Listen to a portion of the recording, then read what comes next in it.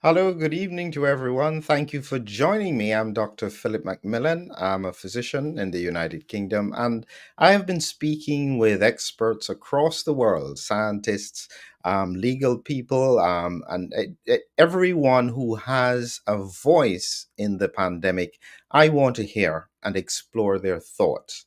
You'll notice that the title is the who is behind the global COVID pandemic response. It's a play on words. Who meaning who. But the point is that we're trying to understand is I had the question about how was this so well coordinated from the start. I've never seen us do anything that efficiently in terms of the rollout and so on. And the question is, how did that happen?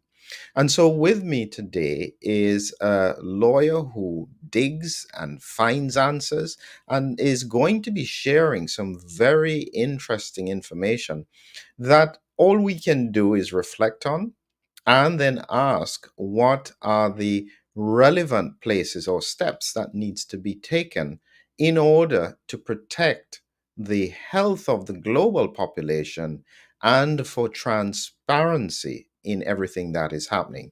So here we have with us Lisa. How are you? Hi, everybody, and hi, Dr. McMillan. Thank you for having me on today. I'm great. Hello, everybody. Hello, good. So can you do a quick introduction of yourself, Lisa, so we know who you are? I've been a lawyer for 24 years now. I have a master's in law and conflict of interest. I have a bachelor of environmental science and a minor in chemistry. I have a lot of litigation experience. I ran my own firm, including suing the government in large file litigation. And on the first SARS case in Canada, I represented the family of Nelia La Rosa, the first nurse who died of SARS here. So I have a relevant pandemic experience, science background, and I've been watching this and researching. I write at lawyerlisa.substack.com if anyone wants to follow me there. Excellent. Thank you very much. So, thanks, Lisa. So, one of the things that's very interesting about your background is that you were involved in the pandemic with SARS in 2003. From a legal perspective, I can imagine that there are restrictions in terms of what you can say, but what was happening generally that required a lawyer to get involved? So I represented the first nurse who died of SARS. There was a number of other SARS related cases at that time, and the general allegations throughout all of those were that while people were symptomatic and very sick in hospital systems, whether or not the nurses and other frontline staff were adequately being protected, and the allegations were whether or not they were told that there was no SARS when there was SARS. So those were, publicly filed allegations across all the cases. But beyond that, and I can't really discuss too much, but it certainly gives me a fair amount of experience in terms of what does go down in hospital systems, what you can expect, and certainly a mass coordinated response that we're going to be looking at is not something that naturally flows. Like you can have hospital to hospital deviations in terms of response typically. I just wanted to explore something there that you just said, Lisa, because I think it's important that in the midst of everything that is happening now, even beyond the early phase of the pandemic, I keep on warning the healthcare people, professionals, and otherwise, that they have to be careful about just kind of ignoring what is going on because at the moment it's almost as if everybody's trying to get beyond the pandemic. There is much less interest in the COVID infections and so on. What risks from a legal point of view do you think exist for hospitals and healthcare facilities if they are downplaying at this point the circulation of the virus? Any thoughts on that based on the legal experience before? There ought to be all kinds of liability throughout the pandemic with respect to proposing ineffective mandates or proposing harmful mandates or that they knew or ought to have known were harmful to the individual.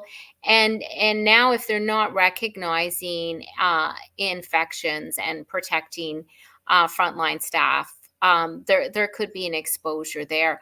Certainly, I think most people's interest is whether or not there should be liability for disallowing effective treatments or for having heavy-handed mandates that had broad consequences to society. So there's all kinds of legal issues that arise as a result of a hospital system or a public health system's response to a pandemic. And certainly, there are consequences that have and continue to happen for individuals with respect to, whether or not there was willful blindness or whether or not there continues to be willful blindness. And that could mean with respect to identifying cases, but it could also be with respect to the mandates that they issued. So that's definitely worth exploring. As you walked into mandates, because you're based in Canada, and one of the groups that stood out in terms of the global effect, even though it wasn't as highly publicized on mainstream media, is that those people who recognize what the Canadian truckers did, they almost created a global movement against vaccine mandates at the time. It was very upsetting for some people in Canada at the time, and it was very annoying for governments across the world. What were your thoughts with regards to what the Canadian truckers were doing when they locked down Ottawa? So, with respect to the truckers, I think they had a massive positive response among Canadians that was downplayed in the media. And that was one of the things that really caused me to pay attention. I had friends in Ottawa that were helping the truckers, doing their laundry, and telling me and showing me through videos or through their posts just how peaceful and wonderful the whole thing was. And then I saw, the contrast was how the media covered it. And every overpass was dripping with Canadians waving flags. And it simply wasn't just the idea of the vaccine mandates. It was the mandates with respect to shutting down the economy. It was the idea that you needed to have a positive QR code to access things that you normally would have access to by right. And so it was, this creation of a medical apartheid is a very important concept for us to consider. And when I saw that there was a disconnect on how the reporting of the trucker convoy was with my direct firsthand knowledge of it, caused me to wonder about other reportings in Canada and, worldwide. And is that what pulled you into doing this kind of investigation? Because we're now coming into that global pandemic response that occurred, which truthfully, as I agree with you, I had never imagined even that we could get so coordinated on anything across the world, even with the reach of the WHO. It was quite fascinating to see, but at the same time, it was concerning to me because I recognized the pieces of science that were being overlooked. With my focus was on autoimmunity, and I was screaming, come on, guys, don't ignore this. This is important." But it was just like a train. Nothing could stop it. It just kept on going, and it was so coordinated. Never seen anything like that for any disease in the past. What were your thoughts? Well, my thoughts were, as a litigator, you end up being someone who studies people and the variations in people and the variability that people have as responses. And so statistically, the probability for me, it waxed incredibly improbable that one, that we would have that coordinated response, but two, that everybody who's in charge of that response should overlook this same science, and that all of them, have the same bias. And that was just entirely improbable. And then when I started investigating it further, I thought, well, how come things like vitamin D, how come you're told to stay in your house? How come you couldn't work out, right? Or take care of yourself, like get a haircut, but you could go to Walmart? How come small businesses had to be punished, but large businesses could stay open? How come you could be in a huge Walmart and buy food, but you couldn't, buy a toy for your child? How come in Canada, they put snitch lines in municipalities? So if your neighbors saw you walking outside in greater than 5 at a time, like outside, how come they did that? How come they poured salt on ice rinks so children who are stuck at home couldn't even go outside and play hockey, the Canadian sport? How come they put police tape around, playgrounds where kids could get exercise? Diabetes increased, child abuse increased, women's battery, by their husbands increased, but you could get pot and you could get alcohol. And so all of that, I thought to myself, that doesn't seem very public healthy. Like it doesn't seem very public healthy. And so I had this hunch. I had a hunch that Public Health Canada was a satellite office of the WHO. Because I said, it doesn't make sense. And so usually when I have a hunch, before I say it, I want to prove it. So I didn't know where I would find proof, but I knew what it would look like. So I started my hunt. And at the time it was 2002 when, this advent of the WHO pandemic treaty was being raised, and the amendments to the international health regulations were being raised. And I decided, well, why don't I look in the 2005 international health regulations? And in fact, that's where I found the concept of NFP. Yeah, explain that. What is NFP? Okay, I think it's the most overlooked 3 letters in medical freedom and globalism and nationalism right now. NFP is your national focal point of the WHO pursuant to the International Health Regulations of 2005. And what it is a satellite office of the WHO in your countries. So And let's pause here a minute just so that nobody gets confused. So the World Health Organization is liaising with countries because they have representatives from all the countries across the world. Is this NFP, National Focal Point, is it that individual who is representing a country to the WHO, or is it different? Oh, it's an you've mute. Yeah, entire go ahead. system. So Hmm. can I share screen? It might be Yes, helpful to please. present what I Yeah, discovered. So I'm going to share screen with your audience.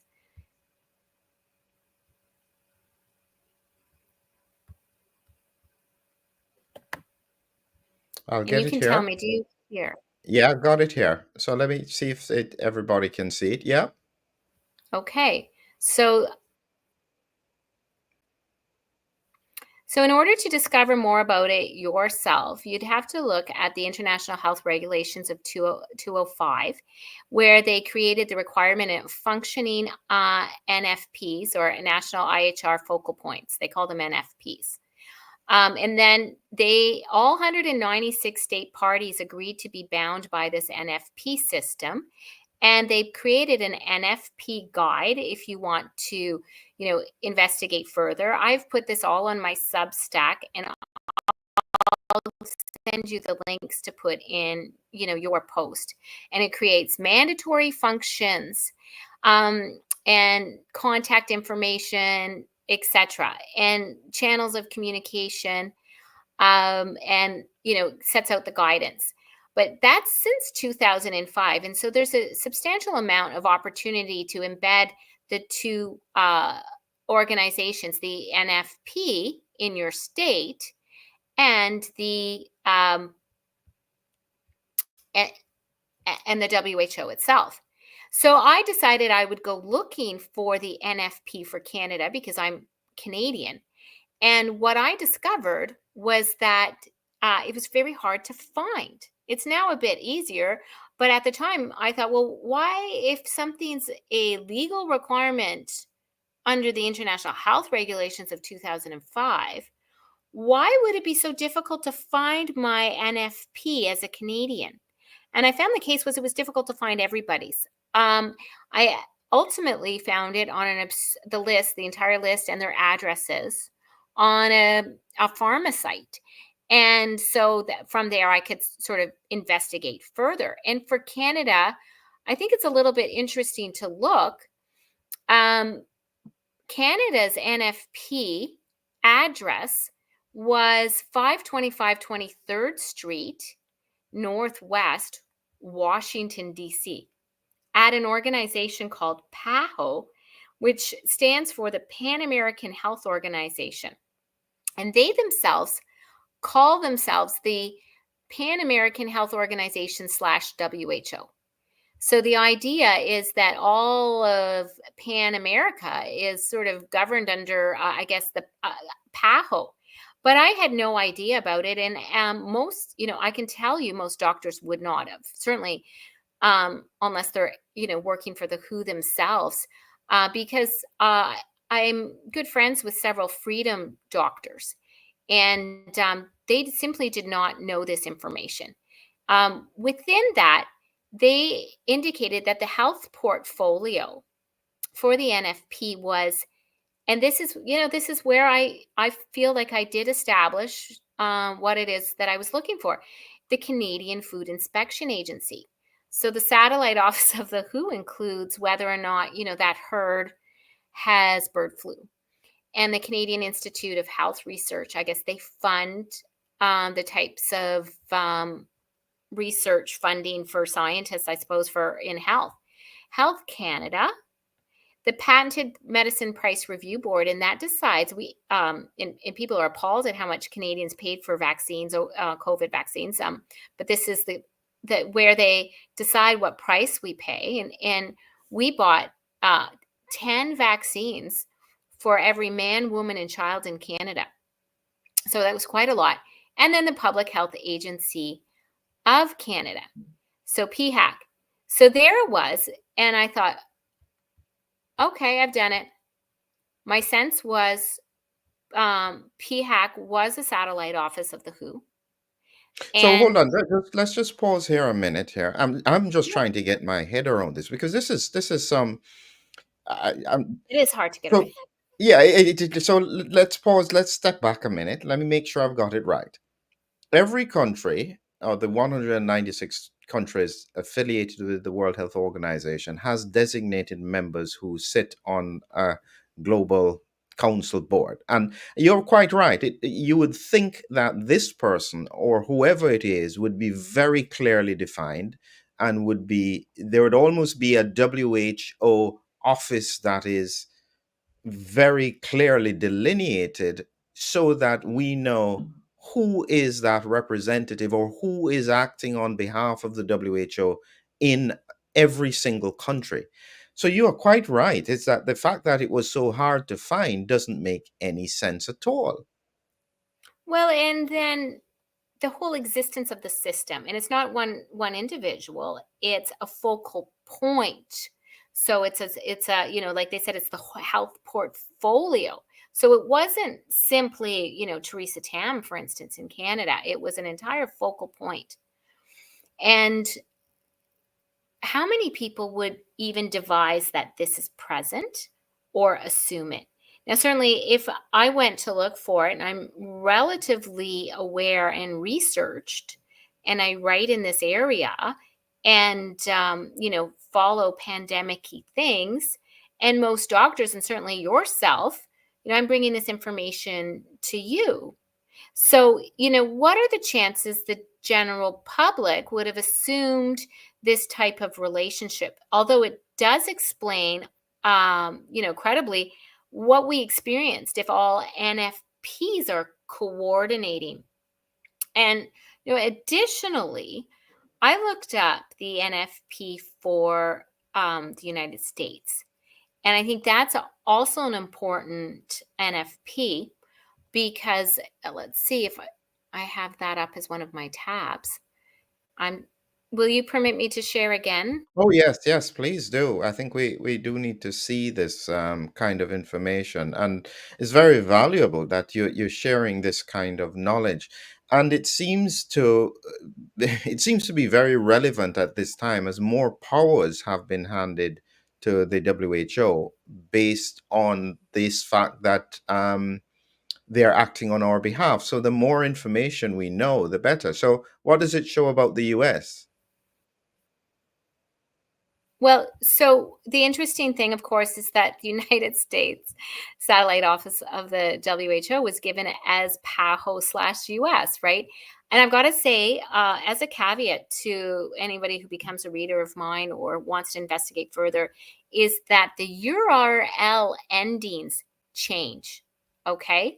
So, when I first looked, it was paho.org /US, and then it became paho.org .en.united states America. So they change their URLs rather frequently since I first published this, and I thought, well, that's quite and it makes it even more obvious that they don't want it easily found if they change their URLs. So again, the United States one was at PAHO, and it listed the American Rescue Plan Act, the COVID-19 situation in the region of Americas. I didn't investigate either of these, although there's probably a lot of meat on the bones there. What I found that was very interesting that it listed the CDC. And let's just pause on the share before we look at on that before we go any further. I think if you said to the world, the CDC is making the following recommendations.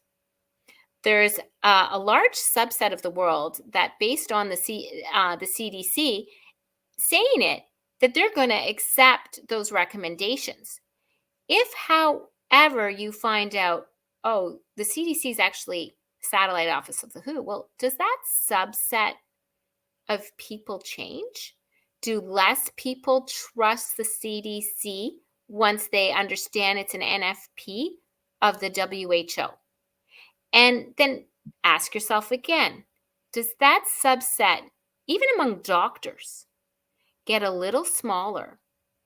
And definitely among the general public, if someone like me had to bring this information to you instead of the CDC saying and disclosing straight up their important relationship with the WHO. Yeah, Okay, so yeah. I just pause you there because I think this is the issue, and I when I realized what you were going to talk about, I had to think carefully about, okay, well, where is the transparency of what really is going on in terms of decision making and so on? And so, what I then did is I then thought about, well, this is the constitution of the WHO. So I went and got that to try and think about it. And then what I did is I tried something. I did a control F and I typed in independent. And the only location in this whole document that has in the independent, let me just put it in again, is one location here where it's talking about the representative members having privilege and immunities as are necessary for their independent exercise of the functions. But what it didn't say, which should be absolutely critical for an organization like the WHO, is that it is independent in its charter, in its constitution. But when you go all the way to the top, they are focused on health and happiness and so on, but they don't state that they're independent. I find that very, very strange. They have to be independent in a sense. Shouldn't they be? I mean, that's my assumption. What does that mean? Well, okay, there's there's the transparency, but we also have, uh as the public, as a member of the public, we're entitled to believe that the CDC, or Public Health Agency of Canada, is also independent. So what you have is, instead of experts around the world in 196 countries agreeing with the WHO, what you have is experts at the very top of the WHO dictating to their NFPs. And so information goes up to the WHO from member states, maybe about, cases or what have you, but the response came down the other way. And when you take the advice of a public health agency in your country or your province or, your state or community, you have the right to presume that expert who's talking to you, has meaningfully decided for themselves the status of the science and the response and is satisfied. This puts into question whether, when we heard the CDC and whether we hear the CDC's pronouncements now, or in your country, or from Public Health Canada, we don't have to see them. They weren't transparent with us. We had to go hunting for this information. We don't have to, believe that they are bona fide anymore. They hid that information, and so they have the knowledge of the NFP's system and whether or not it polluted that advice, and they should have disclosed it. And the fact they did not disclose it entitles us to hold that against them, because if it was harmless, if it was a harmless disclosure, certainly we would have heard it by now. If most of your viewers are very awake, I assume, and are interested in this area, and they are likely hearing about the NFP system for the first time. So pause here a minute, because I just saw here somebody just mentioned that question. It's NFP. So because people come in at different times, so it's a national focal point for the execution of activities or recommendations, I guess, from the World Health Organization. And every country will have a national focal point which gets the edicts and the directions from the WHO. It seems as though these national focal points, certainly what you have seen in Canada and probably in the US, are in oversight of what people perceived were independent agencies that would liaise with probably a national focal point. You said the CDC. I would have assumed that the CDC was independent of anything like that, and the CDC would say make recommendations or listen to recommendations from the national focal point. I'd expect similarly for Health Canada, that kind of thing. So what you are saying, and so the audience understands, and tell me if I'm wrong, is that actually what we seem to have is that the national focal points potentially in most countries are directing or have the potential to direct exactly the response that each country has. Now I'm just taking this a little bit further. If this was already in place, why did the WHO want to get more power from the pandemic treaty to be able to even more smoothly execute decisions at the level of the WHO? That's confusing to me. Well, they held a lot of power as a result of the 2005 national focal points. Those focal points have wormholed themselves in our countries, and the additional uh, focal point listed for the U.S. that I hadn't mentioned but was up was um, foreign assistance, which is how the U.S. spends its money. And, that's also very important because then you have foreign assistance, which moves money for the for what who for the benefit of Americans, for the benefit of the world. How does that work? It only leads more questions. Does the money that moves through foreign assistance as an NFP, does it move to other NFPs? Do we know how the funds are being utilized?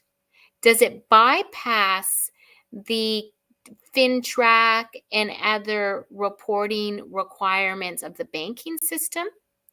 There's only a bunch of questions, and, millions and billions of dollars have moved through the NFP system.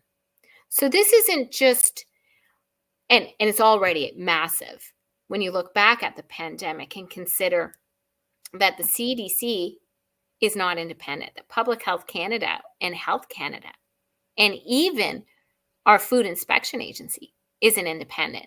It's connected to the WHO. Now, the additional powergram, I have a lot to say on that because Canada right now, I'm very key in pushing back on a bill called Bill C-293, which is a domestication of the WHO pandemic treaty and the international health regulations. And so I would love to take you through that bill as a separate.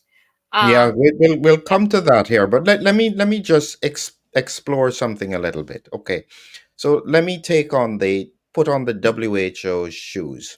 Okay, they've just had a pandemic, and they were concerned that they didn't have enough of a response that was coordinated. Even though the messaging was coordinating, they didn't have enough control on the vaccines. We can argue about the vaccines as a separate time, but let's just imagine that the vaccines were incredible and stopped transmission and protected everything. What it would have meant was that Africa would have been decimated because they didn't get the vaccines, and the first world countries would have been saved, third world countries would have died. And so the WHO may be thinking, all right, how do we get even more control over those kinds of decisions where we don't have, say, vaccine hoarding? As I said, just imagine, forget COVID for a minute, but just imagine it was, say, Ebola or something like that, and the vaccine was absolutely critical. Would you think that them pushing for even more ability to control the finance and the direction and the vaccines would be a good thing? Any thoughts well, on that? well, let's see. Have they instituted their pandemic treaty yet? Because I may not be able to respond because the censorship would be so great. Um, so the issue here uh, is we went through an extremely repressive first time, our first rodeo. We went through an extremely repressive rodeo.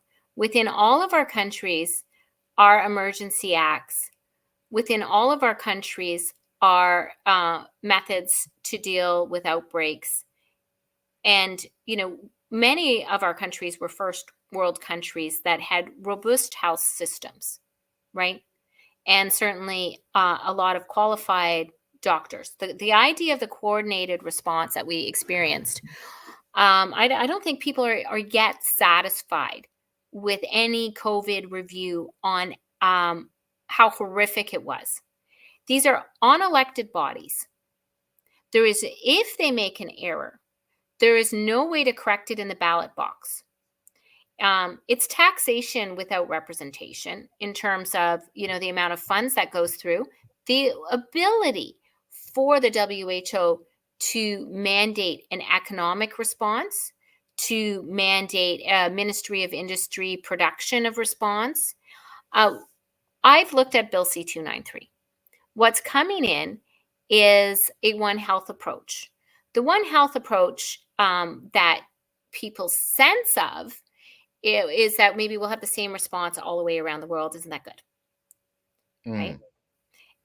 But One Health is defined in the bill as multi-sectoral, so any sector, multidisciplinary, any discipline, that focuses on animal, plant, human, and ecosystem health, so everything in God's green earth, and the welfare interface, so the relationship of the citizen with any kind of level of government and NGO or stakeholder. So that means the WHO's next acquisition of power is very vast. It's very vast. It is not health related. And in the bill that we are reviewing in Canada, and we are very concerned about, talks about expropriation of land to deal with the pandemic. It talks about eliminating animal agriculture and emphasizing alternative proteins to deal with pandemics. And so, what is necessary about all that? There's no entry level to the perpetual emergency governance, in that it is to eliminate any risk of something that could cause in the future the risk of a pandemic. So there's no materiality to that risk. There's no size to that risk, right? So on that basis, they get to, perform perpetual emergency governance. And what tipped me off to that bill being really horrific for me in Canada is, and I'm sure this is moving throughout, the entire world. I'm sure this power grab is similar, is that the two power points in Bill C-293 hand the power over to the two satellite offices of the WHO in our health portfolio for Canada. So the Minister of Health Canada drafts the plan, which can be a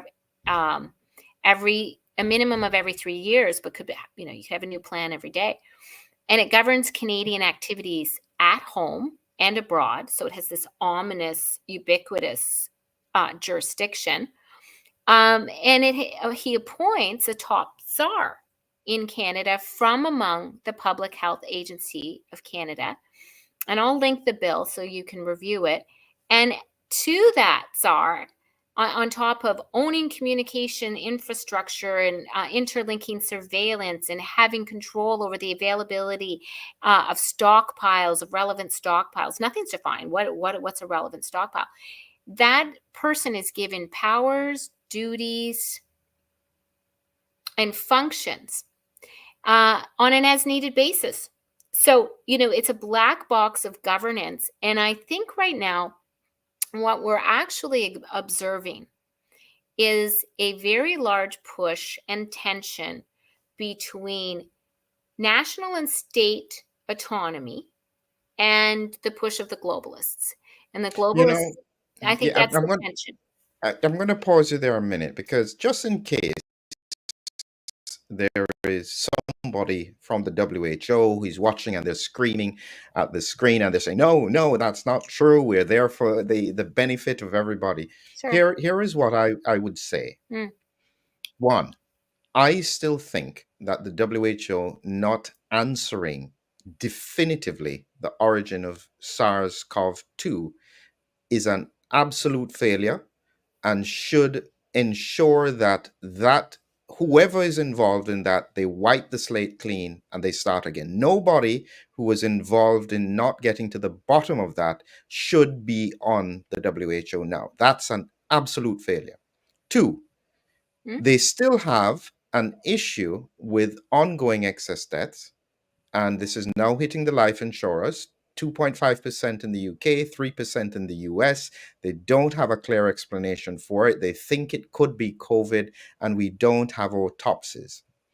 If the WHO is not acting to identify and use its powers to find out what could be the risk, including the fact that it could be related to the elephant in the room, if they are not acting directly to deal with that, again, you wipe away every person who is involved because it indicates they are not fit for purpose to act on behalf of the health of the global population. These are big, big issues that would mean, if I was seeing that, I would be saying, wow, that is what we need the WHO to be doing. And that's where those powers would be extremely valuable.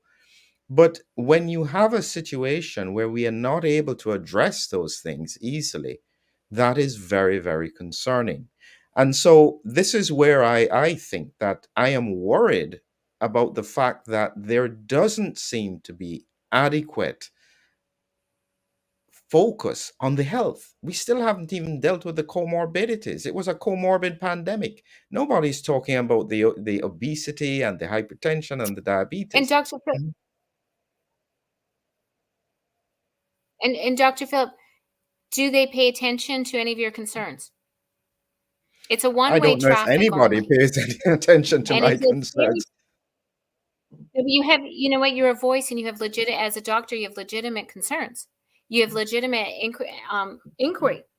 But the truth is, experts around the world who have issues are punished often or silenced.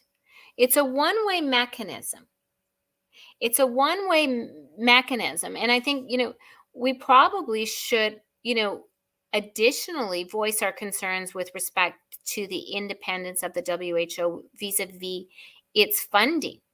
Because a lot of people, in addition to not understanding that their own individual countries' voices might be at in a conflict of interest. Like, we have the right to want and expect transparency. So if the national focal point was not made transparent throughout the pandemic, we have a legitimate reason to wonder why. Then, with the heavy-handedness about it, you would think if it was a two-way system, Public Health Canada, or in your country or in the US, concerns of the citizens there would be a mechanism. But this is not an accountable body. So the fact that they want more powers after, there's a lot of noise about, excess death and concerns about how heavy-handed all of the COVID pandemic was in terms of people's civil liberties, medical apartheid issues, and transparency with respect to possible medical treatments, which could have been beneficial and saved lives. And that's obviously a whole bunch of liabilities flow from that. But our biggest concern now is whether or not, if we don't expose the NFPs, will they do it? If they're grabbing more power through the WHO, is that power that's being centralized through the pandemic treatment treaty or the international health regulation amendments, is it being centralized again through an NFP system? Right? And so we, as citizens and as professionals, have a duty to try to unpack all of this and bring meaningful discussion to the public square so that we know, what we're walking into, how to evaluate pronouncements from the CDC or Public Health Canada. We want that transparency. And then the failure to be transparency, does that come in turn with an accountability? Like a So mea. you'd mentioned something that I think is now very important, because at the end of the day, it does seem that money makes the world go round. And you had shared something here that I think we all kind of know, but we probably need to just reflect on it based on what you've said about the national focal points, about where and how does the funding come through the WHO. And this is something you've shared earlier here. Can you just take us through this slide? Okay, so I think a lot of people would be stunned, and certainly I was, to find out how much of the WHO's budget comes from non countries. And so, right now, almost 89% of funding comes from organizations that, pardon me, that aren't your country. And then, therefore, um, are they able to have control over an entire public health system around the world and the mandates that come from them? And so, is this also a possible trust issue for people? So, we have, the lion's share is Bill and Melinda Gates Foundation, uh, Gavi, and these are in the millions. CDC Foundation. And so there's CDC, and then there's another organization called the CDC Foundation, the Clinton Health Initiative, the Rockefeller Foundation, the Global Antibiotic Research and Development Partnership, Johnson and Johnson Family of Companies, Contribution Fund Inc., Program for Appropriate Technology Health, so Wellcome Trust, right? And that's a large, large number there. Global Fund to Fight AIDS, Tuberculosis, and Malaria. It'd be interesting to find out who funds them, because that also is a large amount. International Vaccine Institute, World Bank. I don't know what UNITAID is. World Organization for Animal Health. That's a smaller amount, and it was only in 2022. Well, not smaller, but Rotary International, United Nations Program on HIV, and the Open Society Foundation, and I think that is George Soros's. So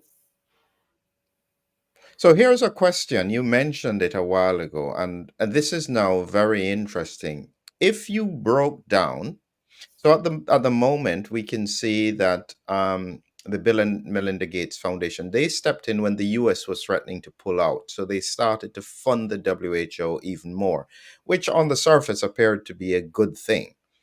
But the question then is, of these other major organizations, there's Gavi, there's Clinton, there's Rockefeller, and especially the this one here, the funds to fight AIDS, tuberculosis, and malaria.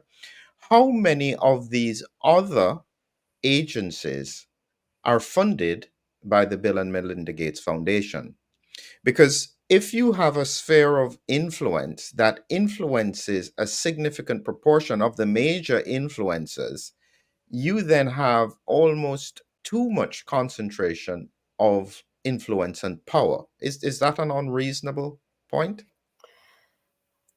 Again, and it's power that's not disclosed. So, what is our ability, to vote in the people at the WHO? What is our ability to change policies at the WHO? And what is our ability to have the same or equal influence as the Bill and Melinda Gates Foundation? We have zero ability to influence something that can have economic consequences, health consequences, national sovereignty consequences. And so there is a push to acquire even more power, either through the WHO pandemic treaty or the domestication of it through bills like Bill C-293. And when that power is transferred, or if that power is transferred, what does that look like for citizens of the world? And so, are we placing trust and personal autonomy and our freedom of speech into an organization that isn't transparent and that we don't have the ability to claw back. We don't have the ability to claw back the mandates or the effects on, our school children or our health or our our systems, right? Because it can affect our health systems, our GDP, our economy, and the WHO pandemic treaty also has punitive measures against states that don't toe the WHO line. So there's a tension here. And, we need more discussion on that conflict of interest and the inability to claw it back, not less. You Um, know, one of the things that I find interesting as we are talking about this, I realize that part of where I'm speaking is on YouTube, and they clearly say in their regulations that they accept or they use the WHO recommendations as the standard for information and misinformation. So theoretically, anything that is said that brings the WHO in a negative light could be considered misinformation and therefore is censored. And you can't, what it means theoretically is that are we even allowed to ask these kinds of questions about these agencies? Is it now gone to a point where our ability to challenge is no longer there? yeah, the concept of misinformation is definitely one that we need to push back on. And part of it, when people consider misinformation as a concept, is that there'll be a dissonance. And the reason why is if you take the two words mis and information, let's just say mis meaning wrong information, or mis meaning opposite information, or, so in there's organizations now using that concept to constrain the idea of the free exchange of ideas. And information is just information. You can qualify it or not, but by making the statement of misinformation, you bypass any requirement to prove truth, to prove your point, to have a discussion on the point itself. You define de facto through power what information you don't like by labeling it something that is very dissonant, mis or disinformation, wrong, opposite information. Well, information just is information. And if you're not allowed to have that discussion in the public square, not even in the public square, right? So I'm not having a debate right now with the WHO, but I'm asking maybe your viewers or people to have debates among themselves. So are you disallowed under that concept from even having conversations, you know, peer to peer or professional to professional? So, what are we being thrust back into the theoretical cave with the idea of arbiters of truth without needing to establish truth, right? The statement of dropping misinformation down, it's a statement and it is almost like a court function. So, it displaces the courts and it is a finding of what we have to accept as truth without the ability to challenge it. So it's really interesting that that whole concept it has bubbled up and then gobbled the public square.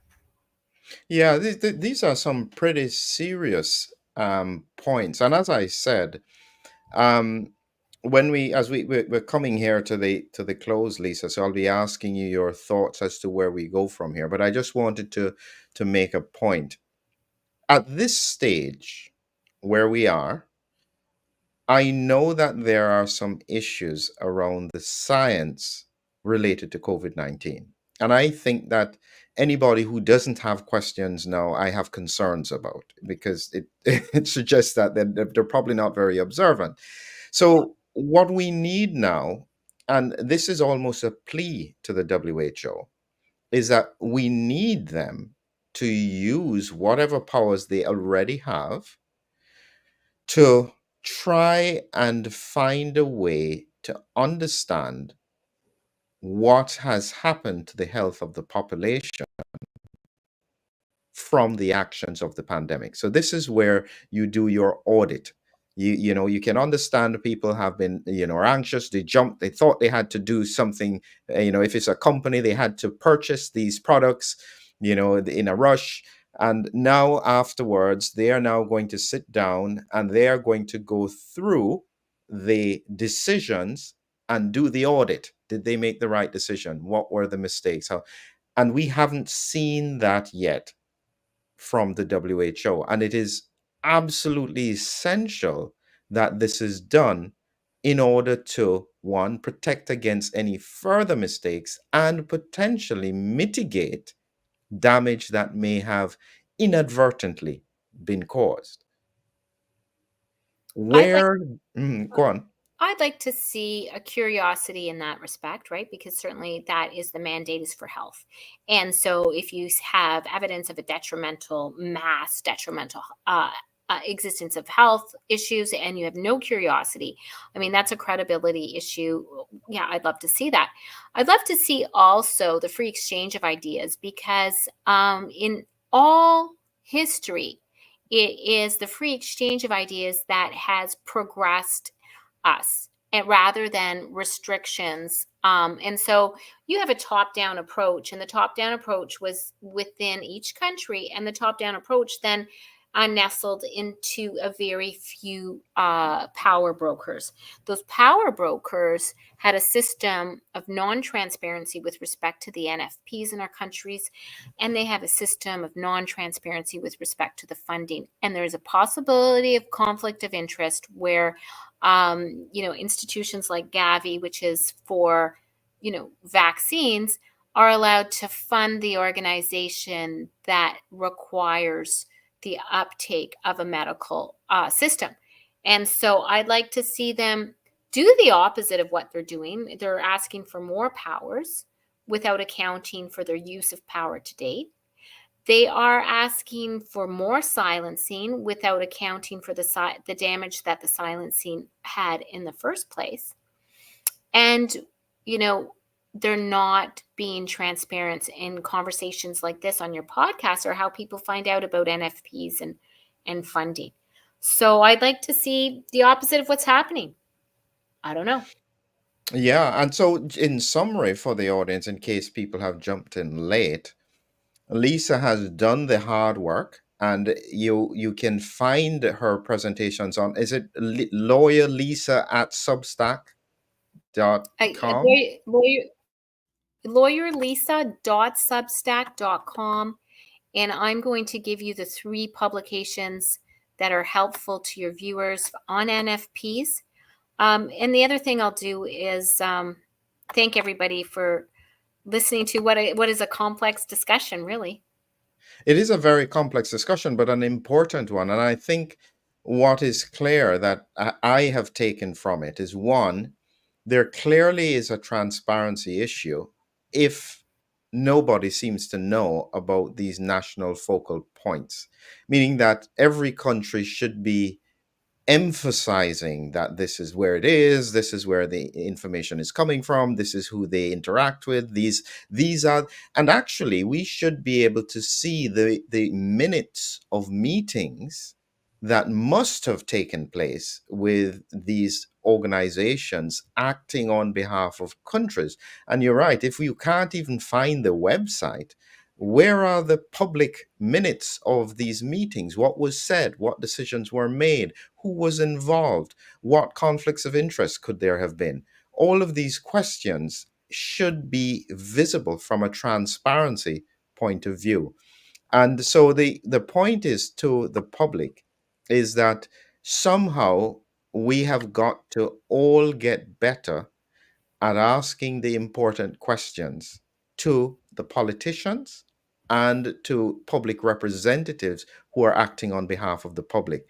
Clearly, the pandemic has taught us that there is not enough accountability, not enough responsibility if there are mistakes. I keep on reflecting on the fact that if this was a company, so meaning that if the world was a company and we had the outcomes from the actions, would the CEO, CFO, COO still be in place after the board looks at the outcome? And it's that kind of thing that we do need to reflect on. Last word for us, Lisa. So I think everybody has to ask questions and ask and share this information so that a greater amount of people know about the possible conflicts, and ask their own politicians to dig in there too. So thank you, everybody, for listening. Thank you, everybody. And remember, Lawyer Lisa at Substack. If you search for that, you'll be able to find her and you'll be able to find all the presentations or the information that she was sharing. And I think she's also shared, you've got all the NFPs as well on your Substack across the world, for people to be able to see in each country who their NFP is and where it's located. So that's a responsibility. So if that's the minimum, can you, just before we close, Lisa, can you pull that up and show people so that they can see it, so they understand? Sure. Yeah, absolutely. Happy to do that. So this is, I was fascinated when she showed, she did the hard work of finding all of this information. And as she was saying, it seems to change from time to time. So here it is you can roll all the way up. So it has literally every country and their the links, the address, the website, Phone as to number. what Yeah. these NFPs are. And so everybody who is watching has the opportunity to check it out. You can call them, you can find out information, ask them for the minutes of their meetings, the Freedom of Informations Act, because they are acting on behalf of the population. So there should be nothing that they are doing that can't be shared in a public forum. And if they can't share it, they should have an explanation as to why. That alone in itself should make everybody take a look at this just to see who it is in their country. So again, And thank you. yes, and Thank you. keep Mhm. in mind that you will sometimes see that uh, the URLs change from time to time. I have observed that. Yes. So thank Great. you very much again, Lisa. And just wait with me for a minute while we play the outro. Thank you, everyone. Until we meet again. Bye.